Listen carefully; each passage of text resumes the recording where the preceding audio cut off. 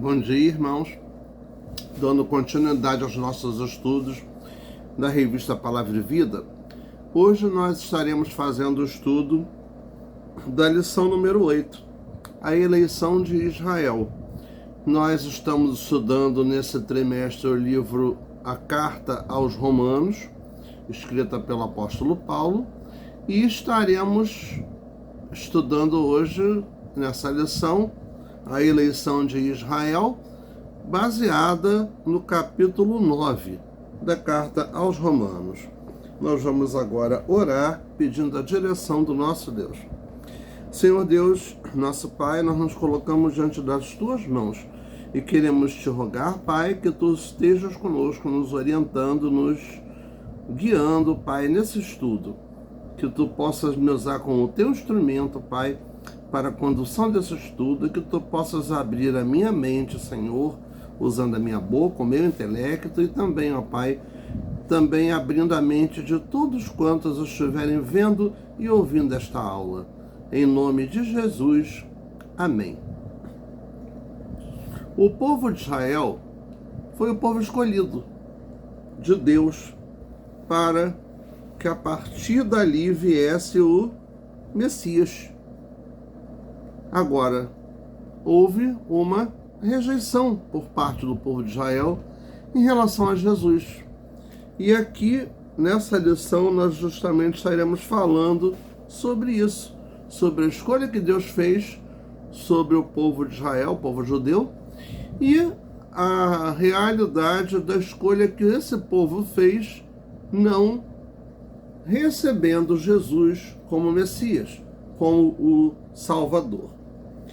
Então aqui nos diz na lição, na igreja romana, a igreja de Roma, havia discussões sobre qual seria o papel dos judeus e o papel dos gentios no seio da comunidade.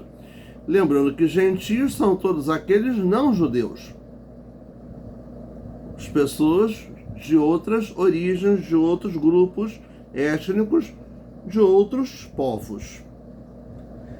Os judeus evocavam sua ascendência como motivo de superioridade, enquanto os gentios afirmavam que já não era necessário ser judeu de sangue para ocupar posições de liderança na igreja. Por causa dessa confusão, Paulo, em toda a carta de Romanos, está orientando todos para que tenham mais humildade, pois todos são pecadores e dependentes da justiça e da graça que só pode ser alcançada por meio de Jesus. Não será diferente nos capítulos 9, 10 e 11, nos quais Paulo nos ensina o papel de Israel no plano da salvação. Eleição, que é o primeiro item da lição de hoje, eleição. Paulo com certeza começa o capítulo 9 com muito pesar no coração, chegando a dizer que sua consciência direcionada pelo Espírito Santo não o deixava mentir sobre a angústia que havia em seu coração. Sua tristeza era tão grande que ele desejava ser um anátema. Anátema seria o quê? Um maldito. Ou seja, ser alguém sem esperança de redenção, condenado à destruição, amaldiçoado, se assim pudesse ver seus conterrâneos salvos. Romanos 9, de 1 a 3. Nós faremos a leitura desse capítulo daqui a pouco, tá?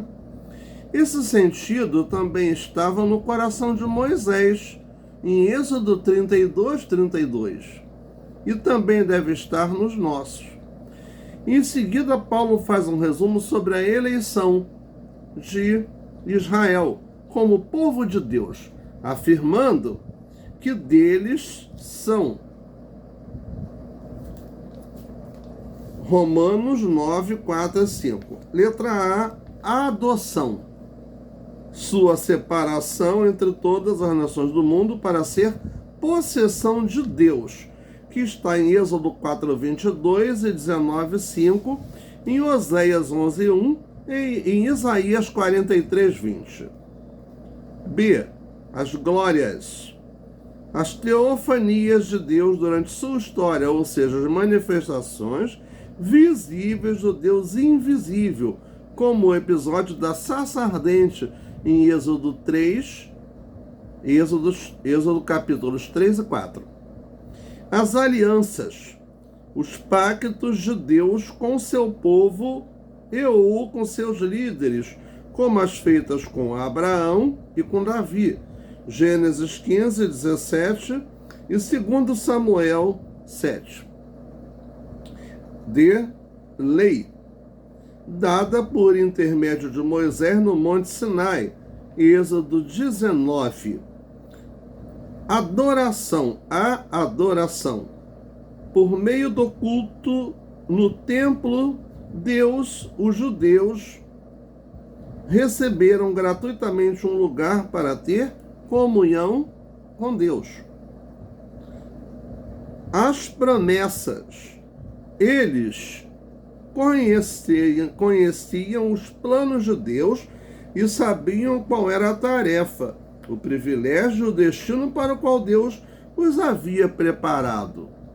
Os patriarcas, sua tradição e história revelada por Deus, tanto a eles como para a humanidade. O Cristo, todos os outros pontos mencionados culminam para esse, dão como o término de toda a história em Cristo. Israel teve o privilégio de ser o povo onde o Deus bendito encarnaria. Bem, o que nos diz aí? Se Israel de fato é tudo isso, a palavra de Deus falhou, tendo em vista que nem todos os judeus aceitaram Jesus como Messias? Isso é uma pergunta. Paulo responde claramente que não. E para justificar sua resposta, afirma em Romanos 9, de 6 a 13, que não é simplesmente por serem descendentes físicos de Abraão que seriam filhos das promessas de Abraão, pois embora o pai da fé tivesse Isaque e Ismael como filhos de sangue, somente Isaque era o filho da promessa. Portanto, Paulo afirmou que delinear uma linha de ascendência até Abraão não era uma garantia de que a pessoa herdará as promessas feitas ao patriarca, porque isso depende de sua fé e da graça de Deus. O apóstolo cita ainda os filhos de Rebeca, Esaú e Jacó. Antes mesmo do nascimento dos gêmeos ou de qualquer atitude realizada por eles, Deus tinha amado Jacó e rejeitado Esaú, conforme a eleição, e não por obras. Romanos 9, de 11 a 13. Nesse ponto, dois assuntos precisam ser tratados aqui.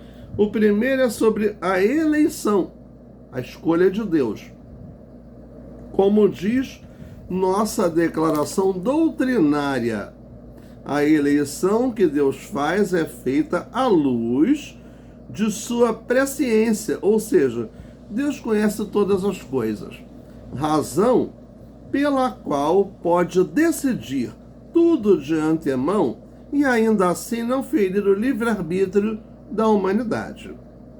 O segundo ponto é que Paulo está citando as profecias de Rebeca, Gênesis 25, 23, e de Malaquias, no capítulo 1, versículos 2 e 3, que não fazem referência direta a Esaú e Jacó como indivíduos, pois em nenhum momento da história dos irmãos houve uma servidão direta de Esaú a Jacó. A profecia que Malaquias fez era referente às duas nações que surgiram desses irmãos, pois de Esaú surgiu Edom e de Jacó surgiu Israel. Logo, podemos afirmar que a nação de Israel foi escolhida por Deus e a de Edom não. Nós vamos fazer agora a leitura do texto bíblico em Romanos 9. Por que então eu optei em falar primeiro dessa parte? Porque para poder nos situar naquilo que estamos estudando nessa lição.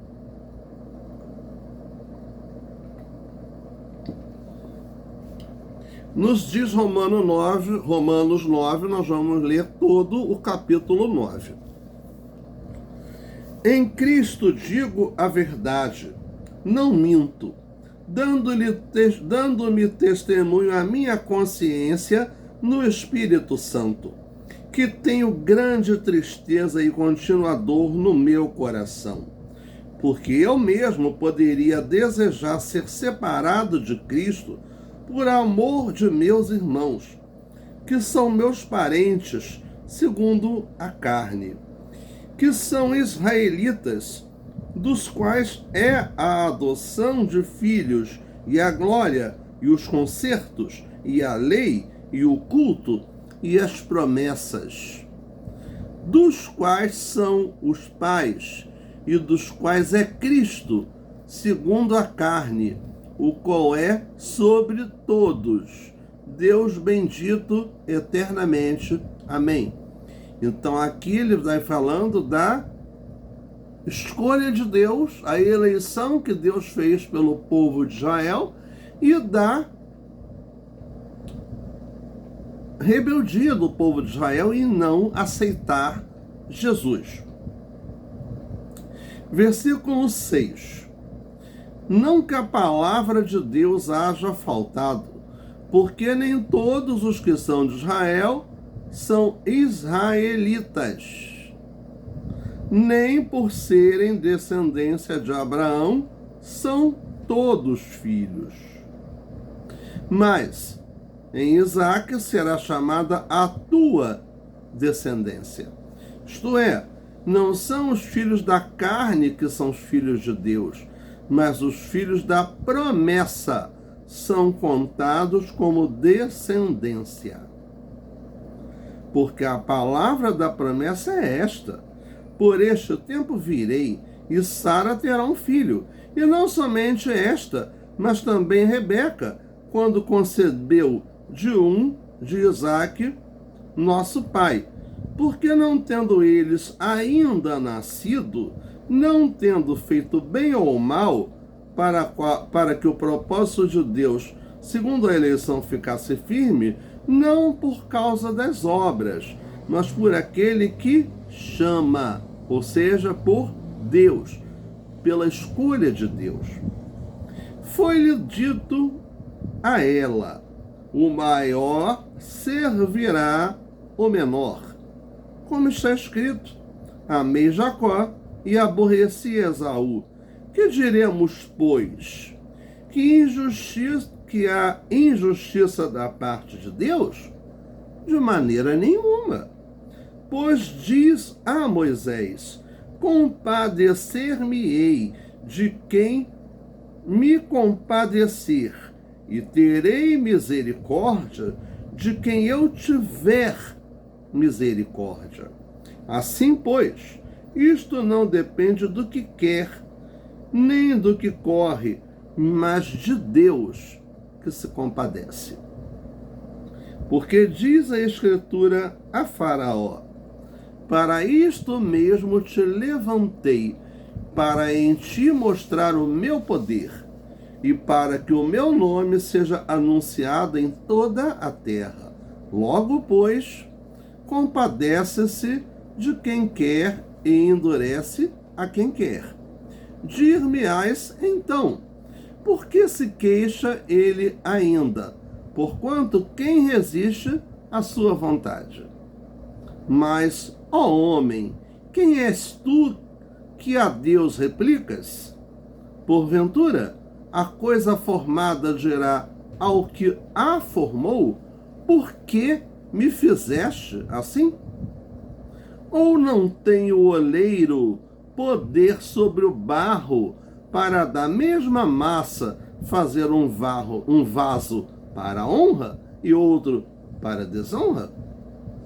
E que direis se Deus, querendo mostrar a sua ira e dar a conhecer o seu poder, suportou com muita paciência os vasos da ira preparados para a perdição, para que também desse a conhecer as riquezas da sua glória nos vasos de misericórdia, que para a glória já dantes preparou, os quais somos nós, a quem também chamou, não só dentre os judeus, mas também dentre os gentios, como também diz em Oséias: chamarei meu povo ao que não era meu povo, e a amada a que não era amada.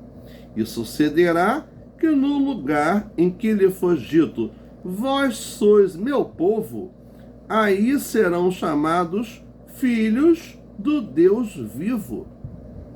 Também Isaías clamava acerca de Israel: ainda que o número dos filhos de Israel seja como a areia do mar, o remanescente é que será salvo.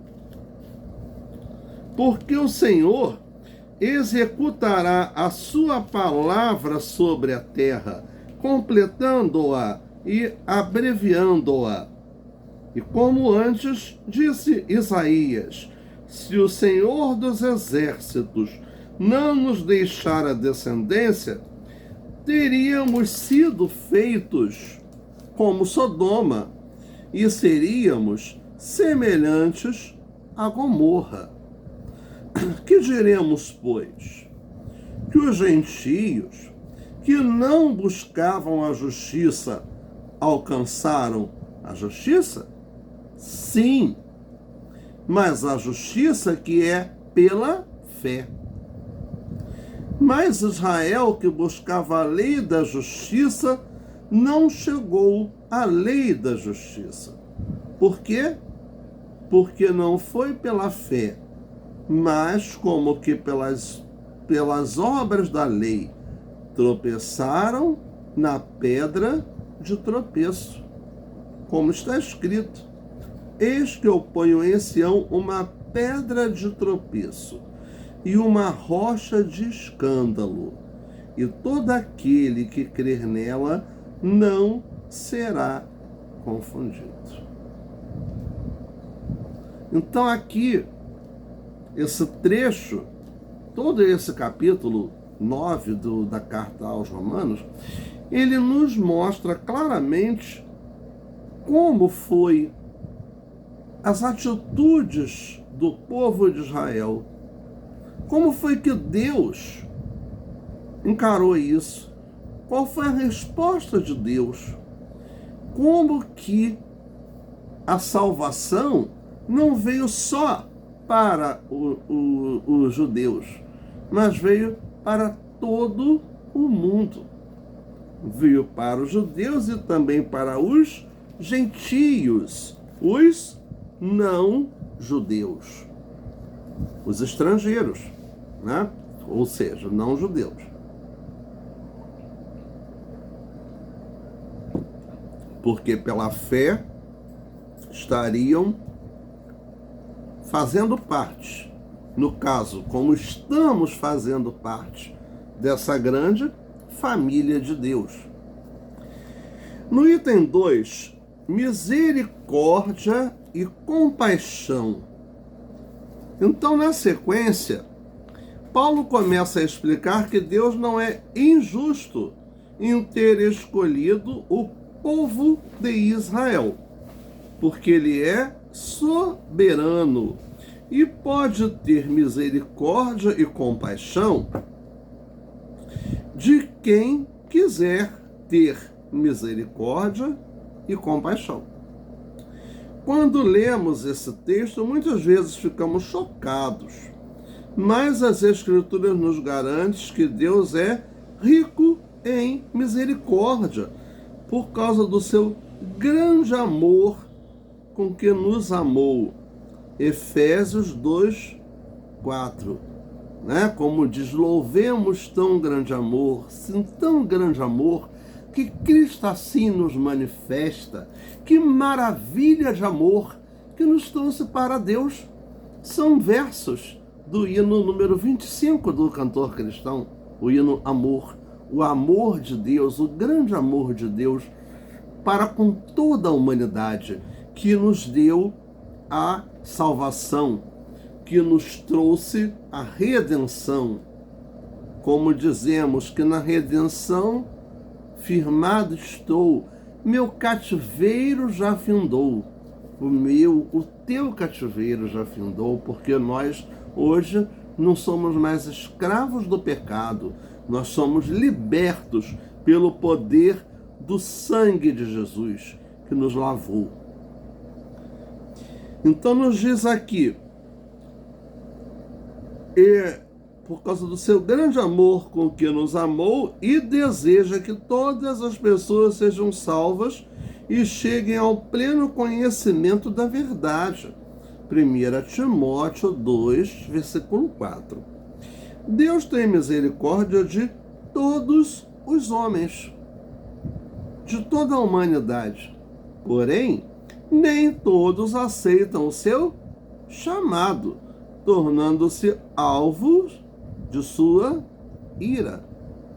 Veio para toda a humanidade, mas deu à humanidade o direito de escolha, o chamado livre-arbítrio, ou seja, de dizer sim ou não para Jesus. A fim de fortalecer seu argumento, Paulo usa o exemplo do juízo de Deus sobre Faraó. Lembremos que foi lido agora no capítulo 9, falando sobre isso. Antes de continuarmos com a história de Faraó, é importante lembrar que a ira de Deus, como vimos nas primeiras lições, é entregar o ser humano a si mesmo, e foi exatamente isso o que aconteceu com Faraó, pois Deus endureceu seu coração já endurecido, isto é, o entregou a si mesmo. Êxodo 4:42, 7:13, 14, 22, 8, 15, 19 e 32. Todas essas passagens estão no livro do Êxodo. Deus em nenhum momento das Escrituras endurece um coração quebrantado. O coração que foi endurecido já era endurecido, já estava endurecido. O que Deus fez foi endurecer ainda mais. Aquilo ali foi um plano de Deus para que o seu povo lá no Egito pudesse experimentar do seu poder, da sua graça, da sua misericórdia, e cresce em quem eles estavam servindo.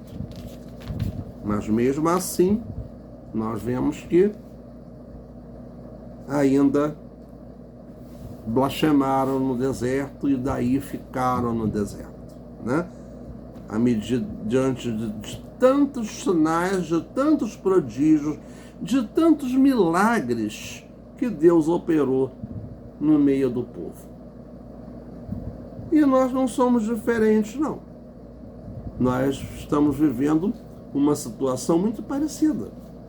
Então nós temos que a cada momento, a cada dia, a cada instante, avaliarmos como está a nossa vida, como está a nossa fé, o nosso testemunho, se realmente estamos fazendo e seguindo a vontade de Deus.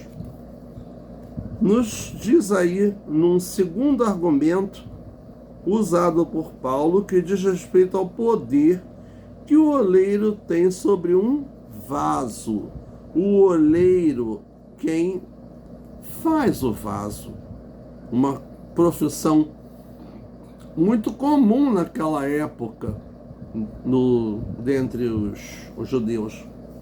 O oleiro, aquele que produzia os vasos, ele molda o vaso conforme ele quer. E já desde o que a gente vê lá no Antigo Testamento, no livro de Jeremias, nós vemos que Deus é comparado ao oleiro. E quem é o vaso? Somos nós. Deus molda nós, os vasos, como Ele quer.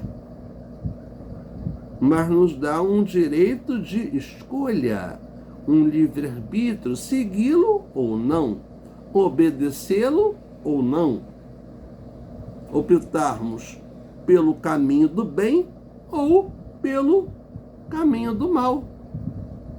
Então nós temos, durante toda a nossa vida, essa escolha a fazer, né? E temos que ter a sabedoria de não nos afastarmos de Deus. Quando ele fala que o oleiro fabrica um vaso, ele tem todo o poder sobre ele. Do mesmo monte de barro pode fazer um vaso para um propósito honroso e outro para um propósito desonroso. Jeremias 18, de 1 a 6. A figura usada por Paulo é dura, pois afirma que estamos para Deus como o barro está para o oleiro. Mas a história não acaba aqui, pois somos mais que barros. Somos barros feitos à imagem e à semelhança de Deus. Tá? Então, nós temos dignidade implícita em nós, simplesmente por sermos seres humanos. E por sermos a imagem de Deus, somos dotados de desejo e inteligência, entre outros atributos. Por isso, quando Paulo afirma que Deus faz vasos honrosos, destinados para a glória, e desonrosos, destinados para a destruição, quer dizer que Deus permite que todos existam, que todos nasçam, independentemente de quem se tornarão, ou de serem convertidos ou não. Romanos 9, de 19 a 29. Paulo afirma também que os vasos de glória são formados por judeus e gentios. Não são só judeus, não são só gentios, são todos os que creem em Jesus. Os crentes judeus tinham muita dificuldade para entender essa verdade, pois acreditavam que a obediência à lei era o caminho para acumular crédito em seu favor. Acreditavam que só a obediência à lei era necessária. E a gente sabe que não é somente isso, né? Temos que confessar Jesus como nosso Senhor e como nosso Salvador. Em outras palavras, Deus devia a eles salvação e amizade. Os gentios não conheciam a lei. Por isso, quando confrontados pelo grandioso amor de Deus em Jesus Cristo, simplesmente se entregaram a esse amor pela fé, o que foi o cumprimento de várias profecias citadas por Paulo em Romanos 9, de 25 a 29. Não foi por conhecer a lei, mas foi por sermos alcançados pela graça redentora de Jesus, que fomos salvos, por ter ouvido a palavra de salvação, por termos ouvido do amor de Deus. E junto com esse amor, a misericórdia e a graça que faz parte da nossa vida. Então nós, gentios, não nos convertemos por conhecimento da lei, mas pela misericórdia de Deus. Agora, sendo convertidos, sendo alvo da misericórdia, sendo alvo da graça, a gente precisa conhecer a palavra de Deus? Sim, com certeza, porque nós precisamos crescer na graça e no conhecimento de Deus. E no conhecimento de Deus, nós só podemos crescer à medida que meditarmos na palavra de Deus, né? Orientados e dirigidos pelo Espírito Santo. Conclusão da lição.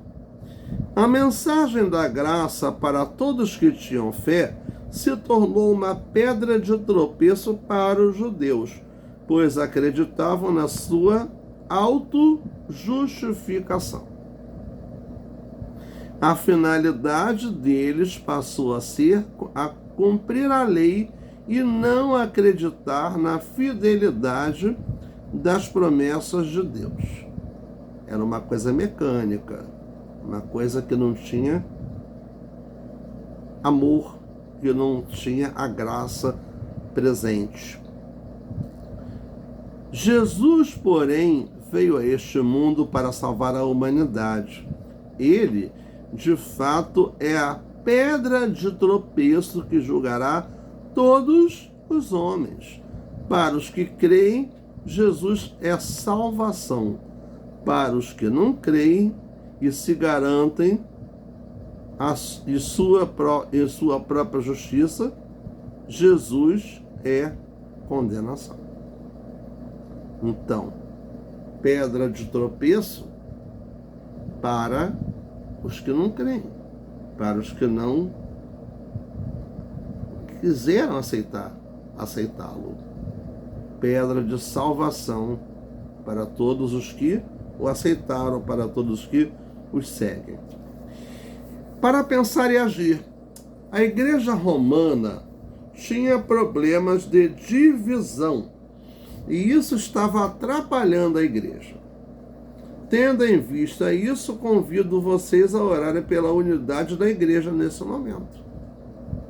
O nosso alvo é Cristo. Uma igreja dividida não é uma igreja que cresça. A igreja precisa ter unidade, unidade de fé, unidade de objetivos. Não é pensar todo mundo igual, não.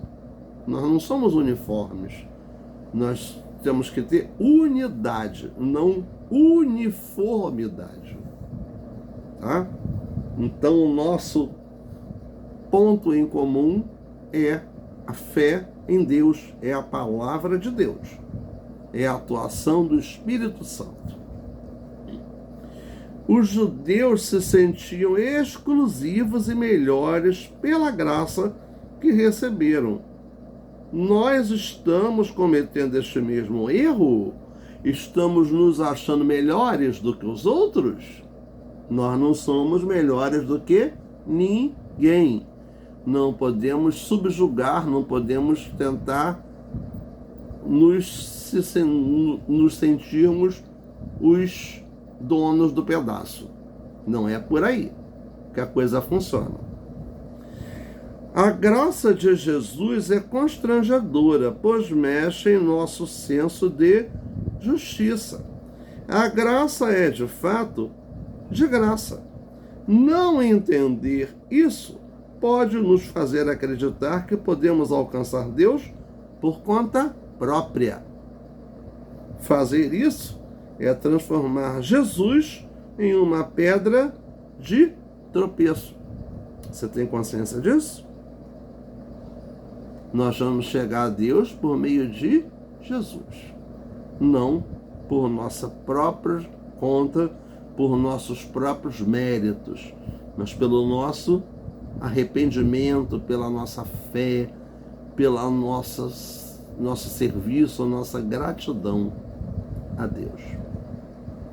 Eu quero agradecer aos irmãos, aos amigos que têm acompanhado as nossas aulas, e tivemos um período assim sem postar, porque houve alguns contratempos em que não foi possível, mas estamos retomando as postagens e estaremos cumprindo dentro desse trimestre as lições previstas para ele, tá? Ou seja, até o final do mês de março, todas as lições da revista serão as aulas gravadas e postadas, tá? Quero pedir aos irmãos, aos amigos que estejam orando pelo nosso país, pela misericórdia de Deus para com as nossas autoridades, para com o povo brasileiro, e que nos dê a cada dia sabedoria de vida para podermos ser luz onde quer que estivermos, testemunhando de forma fiel e verdadeira da graça do nosso Deus. Oremos então, encerrando a nossa aula. Ó Pai querido, muito obrigado pelo que aqui pôde ser feito. Te louvamos, te bendizemos, Pai, porque Tu tens cuidado de nós.